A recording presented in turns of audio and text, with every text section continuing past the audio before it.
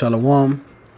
I want to give all praise, glory, and honor to Yahweh, Ba'ashem Yahweh Shai, Ba'ashem Rakah Kodash. Double honor to the apostles and elders of Great Millstone that were well, and peace and blessings to the elect. This is a Hebrew lesson, and I'm entitled this lesson, Where Does Hebrew Come From, and What Does It Mean? All right.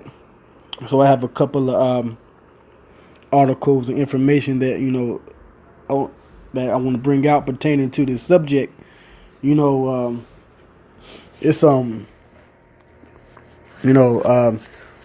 it's one thing that we got to understand.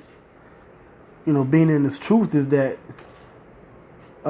being a Hebrew Israelite is a very heavy thing. Our ancestor, our forefather Abraham, he was once known as Abram the Hebrew. All right. When our forefather Joseph was sent to Egypt, he was known as Joseph the Hebrew. And then even when we were in Egypt, okay, during the time of the Exodus, right before the Passover, we as a people were known as the Hebrews, okay?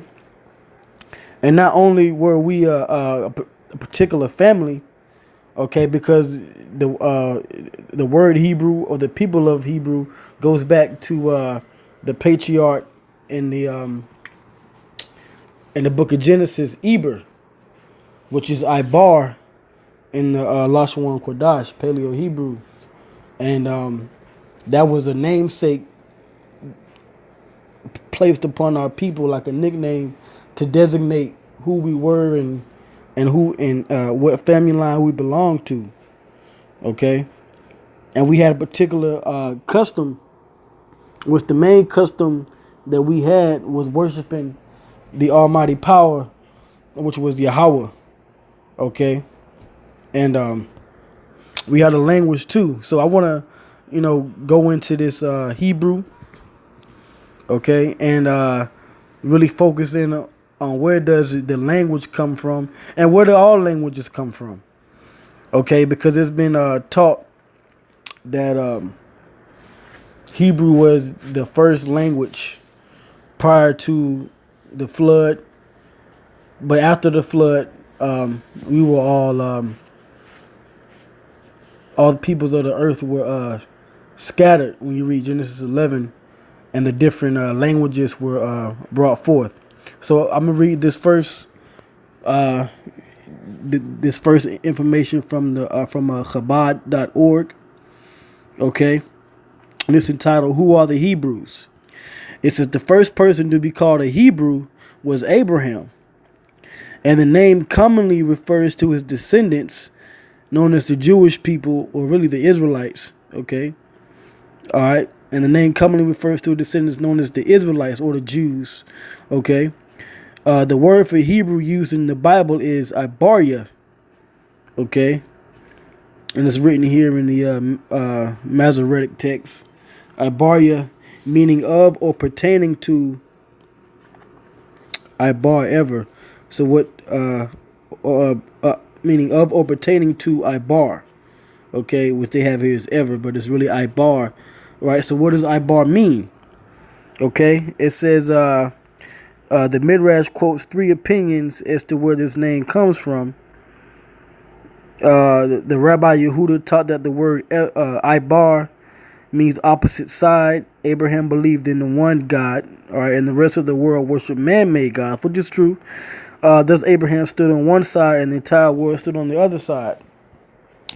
Rabbi Nehemiah opined that it is a reference to Ibar, great-great-grandson of Noah, usually anglicized as Ibar, ancestor of Abraham. All right, where it says Eber. Okay, Eber was one of the bearers of the monotheistic tradition, which he had learned from his ancestors Shem and Noah, and passed on to his grandson Abraham. Since Abraham was a descendant and disciple of his, he is called an Ibaria, okay, or a Hebrew. Right, which to a point they're all right. Okay, it does go back to the ancestor Eber. Okay, as is written in the Bible. Okay, and Abraham was worshiping, you know, the Most High Yahweh, during his time, as opposed to the other people in Ur the Chaldees, especially where it mentions his father. They worship other gods. Okay. Now, point 3 is this. It says the rabbis held that the word is a reference to the fact that Abraham came from the other side of the river and was not a native Canaanite. Abaria also refers to the fact that Abraham spoke the Hebrew language, thus named because of its ancient origins, preceding the development of the other languages current at that time. And this is the main point that I want to hit, is that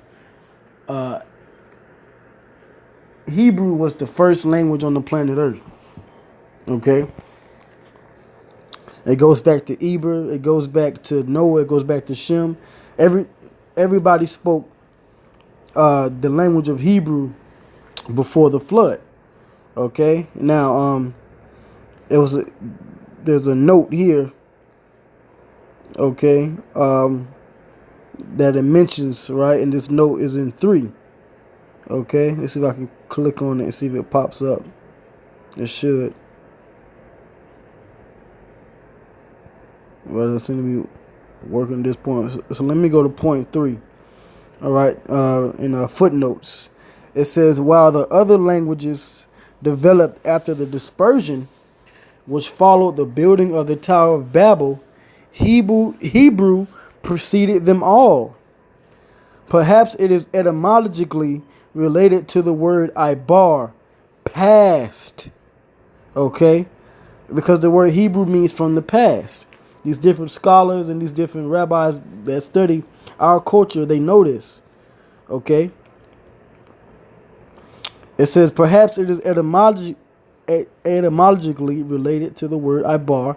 Right? Now the word etymologically, excuse me, Salakia, etym means truth, and ology means of the study, all right, or the word, okay, so it means the study of words, okay, or the truth of words, all right, or the root of words, okay. It says perhaps it is etymologically related to the word Ibar, past, since it is a language from the past, and that's true. This is the past language that we had going back to the time of Noah, Shem, Abraham, and even Adam. Okay, because the name Adam and the word Adam, Adama, is a Hebrew word. Okay, so I'm gonna go to the scriptures, and I had it in one of these Bibles. Actually, I think I had it here, and if not, I'll just go to it. Let's see what I have up here. Okay, now this is Genesis 14. So let me get this scripture here, right? And this Genesis 14 and 13, it says, and there came one that had escaped and told Abram the Hebrew, right? And like I mentioned, Abram was this was the previous name of Abraham, okay, which he was known as the Hebrew. It says, for he dwelt in the plain of Mamre, the Amorite, brother of Eshcol and brother of Aner, and these were confederate with Abram. Okay, but he was known as the Hebrew. Okay, and when you go into this word Hebrew, okay, so I'm going to tell you now. You have here Hebrew, the Hebrew word Ibaria, okay, which is Hebrew one from beyond, Hebrew woman, Hebrew man. So when you keep going to the root of these words, right? Root word etymology, okay, it's going into the different names, Eber or Heber, right? Ibar, okay. Let's see.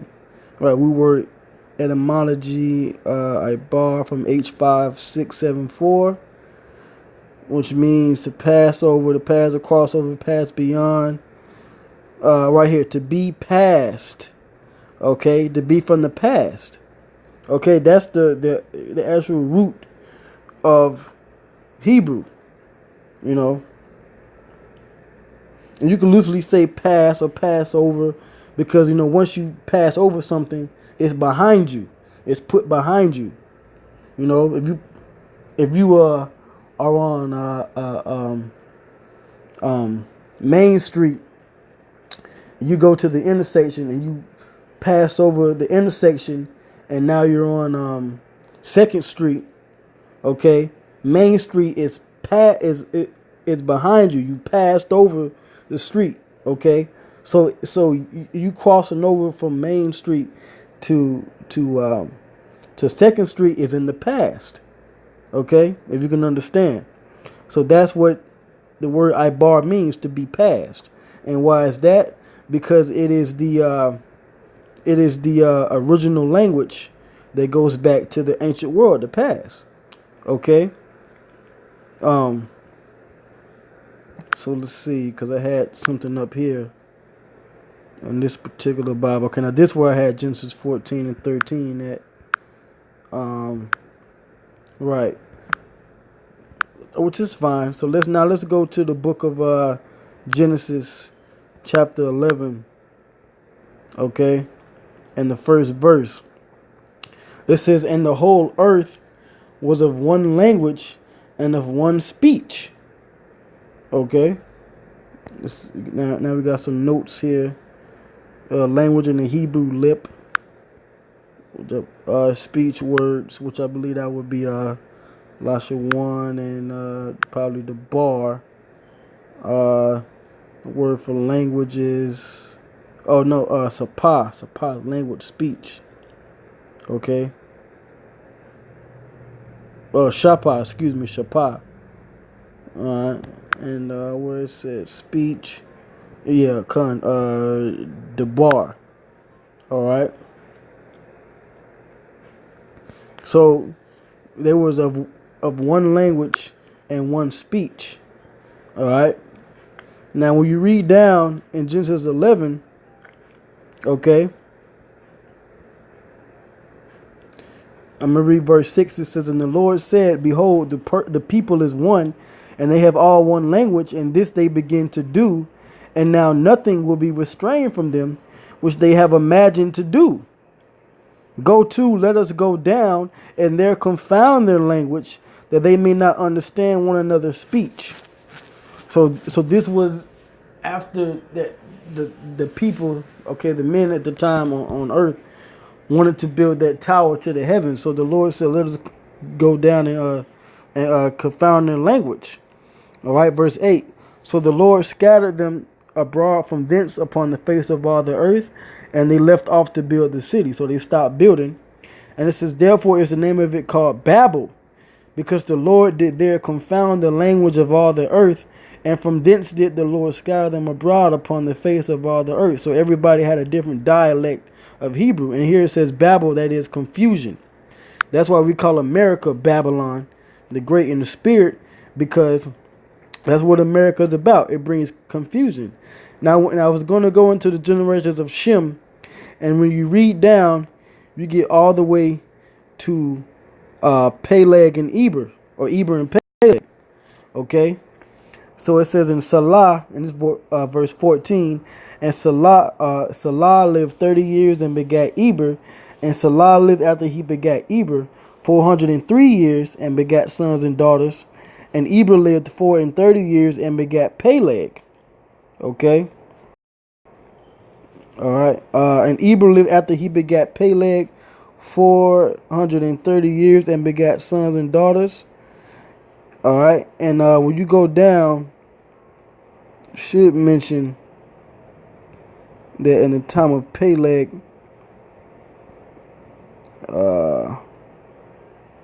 matter of fact, now when you go back to Genesis, the 10th chapter, and it goes into Shem, it's going to mention you that in the time of Peleg and Eber, the earth was divided. Okay, so this gives you an idea of when the Tower of Babel was, and when the Lord has scattered all the languages.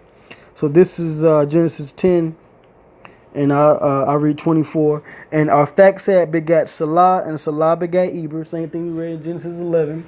And unto Eber were born two sons. The name of one was Peleg, for in his days was the earth divided, and his brother's name was Joktan. Okay. All right, and Peleg means division. Okay. So it was during this time that the earth was divided along with the other languages. Okay. That's why the Lord said this, go two letters go down, and there confound their language, that they may not understand one another's speech. Now the people of Eber and the people of Peleg, they were the ones that kept the language of the past. Okay. All right. Which was the Hebrew. Okay. Or the past language. All right. So I have another article I want to get into. And this is here from tabletmag.com. Right. And this is something called Examining Edenics. The theory that English and every other language came from Hebrew. Okay. It says an eccentric Jerusalem-based researcher believes he's found the key to the origin of tongues in the Bible. Okay. So I'm gonna read this, and I'm see if I could pull out certain points. I don't want to make this too long, but I will do my best to edify.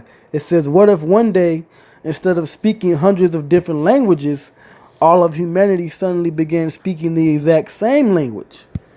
Hey, well, that's a prophecy right there. Okay. All right. That's in the book of Zephaniah. Okay. So it says, more incredibly, what if we already do? Okay. It says a new movement called Edenics makes the claim that modern day English is simply a derivative of biblical Hebrew. In fact, proponents of this theory say that all human languages are simply offshoots of Hebrew and claim to have thousands of examples to back them up. Okay, so let me get that prophecy real quick that it mentioned. All right, I go to it here. Let's go to, I believe it's Zephaniah 3 and 9. Okay, because in the past, right, like I read in Genesis 10, Genesis 11, we had one speech in one language, but the Lord scattered it. But this is what the Lord says in the future, okay, to come in prophecy. This is Zephaniah 3 and 9. It says, for then will I turn to the people a pure language, that they may all call upon the name of the Lord Yahweh, to serve him with one consent. Okay, all right, and that pure language is going to be the Hebrew tongue. Okay, the Paleo Hebrew, or the Lashawan Kodash that we speak, which Lashawan is a Hebrew term which means holy tongue. Okay, Lashawan is tongue, and Kodash is holy in the Hebrew. So we're going to be speaking that, because the Hebrew Israelites are going to rule after the War of Armageddon and World War III takes place and America is destroyed. Okay? And we're going to be calling the name of Yahweh Ba'ashem Yahweh Shai in the Hebrew. Okay? Unlike what Nate says, we know those names now, and we're going to be calling on those names in the kingdom of heaven. Okay? Contrary to what the IUIC says. All right? So back in this article here,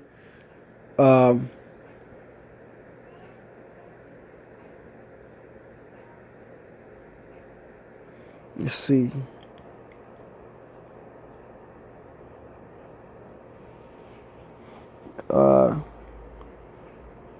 Now there was a point that I wanted to make that this article had made. Right now it says, according to the Hebrew Bible, all of humanity once spoke a single language, right? And I just read it, until the Most High confounded their speech to prevent them from building the Tower of Babel. For the past century, the linguistics establishment dismissed the idea of a single mother tongue for all peoples as myth and believed that different languages sprouted up independently of each other in different regions of the globe. But over the last 2.5 decades, that has slowly begun to change. The late Joseph Greenberg of Stanford University was the first to claim that hundreds of seemingly unrelated languages were actually just dialects of several huge language superfamilies. Then in the late 1980s, Russian-born linguist Vitaly V. Shevoroshkin, teaching at the University of Michigan, began propagating the idea that there was proof of a single primordial language from which all others derived. Ultimately, all languages, with perhaps some little exceptions, are related, he was quoted as saying. This became known as the Nostratic school of thought. Okay? So this Edenics and this Nostratic study, this is basically what they was going into. And they believe that Hebrew was the first language, and they're right. Okay? They're right. So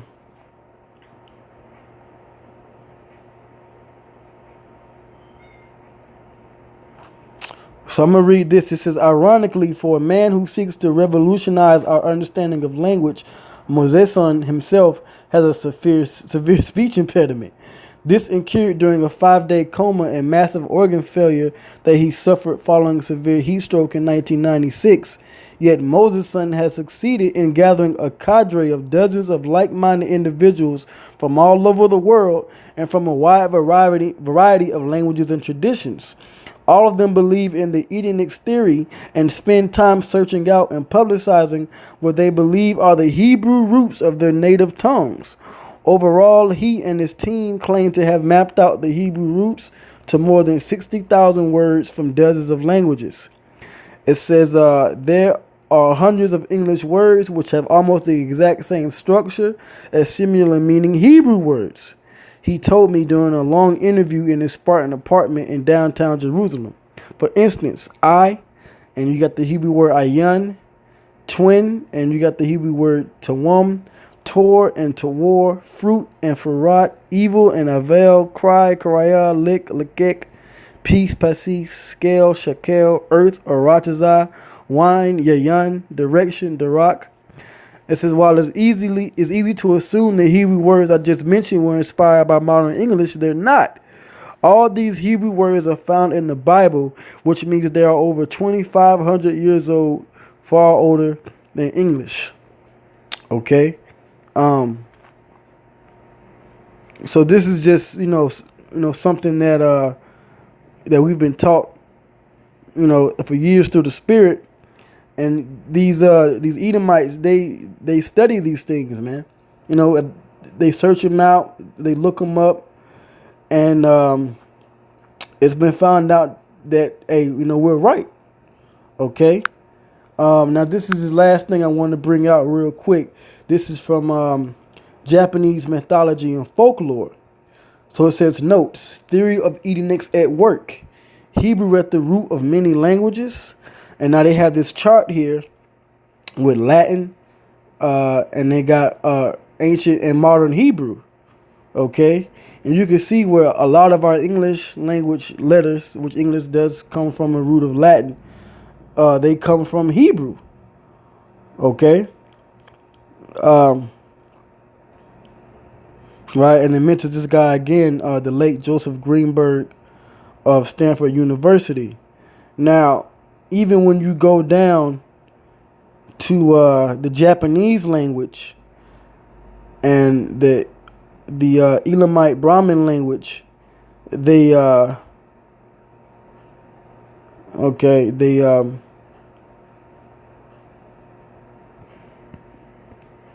Hebrew roots, right? Now you have here Hebrew at the top in this chart, and you got Japanese. And I've always thought about this myself when I've seen Japanese. And then when I came into the truth, I seen the modern Hebrew, and I was like, hey, these look like Japanese characters. And sure enough, here you are. Okay? Or here you have it. Okay? Now, the Japanese people themselves, the Ammonites, They're Hebrews. They're Hebrew Ammonites because they go back to Moab and which are the North Koreans and the Chinese. Okay, they go back to Moab, and the Japanese go back to Ammon. Well, Moab and Ammon, they're the grandchildren of Lot, and Lot was the nephew of none other than Abraham or Abram the Hebrew. So they're Hebrews. Okay, Esau, Esau, the so-called white man, he's a Hebrew. All right. Okay, with his English which English actually comes from Jake anyway. Okay. All right. So Hebrew is really at the root of all these languages, as you can see here. Okay. From the Hebrew and the Japanese, which this is like the Aramaic or Masoretic type or Assyrian Hebrew. Okay. And this is Japanese, but they have it similar to Hebrew. Okay. Now you got Brahmi, which Brahmi is a Elamite, which Elam is not Hebrew, but they do go back to Shem. Okay, the Elamites do go back to Shem, and a lot of the Brahmins, they go back to the Elamites or East Indians. Okay. All right. So the Hebrew is definitely the ancient language.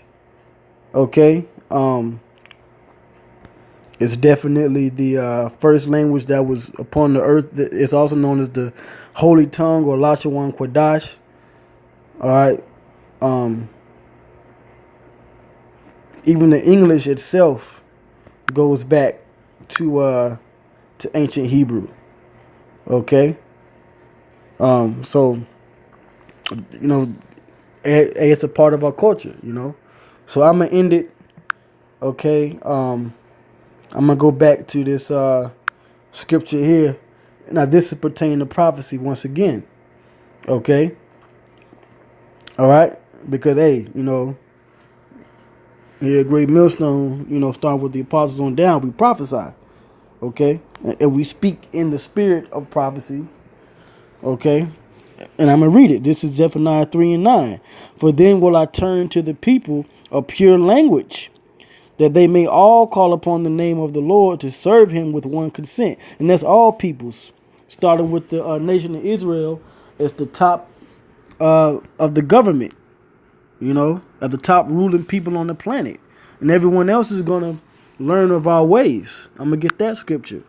This is another prophecy that's going to come to pass, and we're going to be speaking Hebrew. Okay, this is Isaiah 2:1. It says the word that Isaiah, which Isaiah is a prophet, okay, it says the son of Amos saw concerning Judah and Jerusalem. And it shall come to pass in the last days that the mountain of the Lord's house shall be established in the top of the mountains, and shall be exalted above the hills, and all nations shall flow unto it. Okay, all nations are going to flow into the nation of Israel. Okay, because Yahweh has put his name upon us, and is going to put himself and the spirit upon us again once his son Yahweh Shai redeems the elect. Okay. It says, and many people shall go and say, come ye and let us go up to the mountain of the Lord, to the house of the power of Jacob. Okay. Which is the government of Yahweh Bashmi Yahweh Shai. All right. And he would teach us of his ways. Okay. And Jacob is also a descendant of Abraham. Okay. Abraham is Jacob's grandfather. Isaac is the father of Jacob. And then you had the 12 tribes. And the 12 tribes is where the so-called blacks, Hispanics, and Native Americans, all right, and the other Israelites scattered around the world, that's where we come from. Okay? So it says, and many people shall go and say, come ye and let us go up to the mountain of the Lord, to the house of the power of Jacob, and he will teach us of his ways. And what's one of the ways of the power of Jacob and the Israelites? Okay? The Hebrew. Okay? All right? The ancient Hebrew. Let's see if I can pull this back up. All right, the Hebrew. Okay, and you have it here on this chart, the Paleo Hebrew. Okay, the Abaga, Dahawaza, so forth and so on. This is the ancient Hebrew, and this is the ways of Jacob, the ways of the Hebrew Israelites that we're going to be teaching the people. Okay, so it says, and he would teach us of his ways, and we will walk in his paths. Okay, for out of Zion shall go forth the law and the word of the Lord, Yahweh Basham Shai, from Jerusalem. All right. So we're going to be speaking Hebrew once again, like we did in the ancient days before the flood, in the time of Adam. Okay. And it indeed is the first language. Okay. So with that, I'm going to give all praises to Yahweh Basham Shai, Basham Rakah Kwadash, that belongs to the apostles and elders of Great Millstone. I hope you all were edified. Shalom.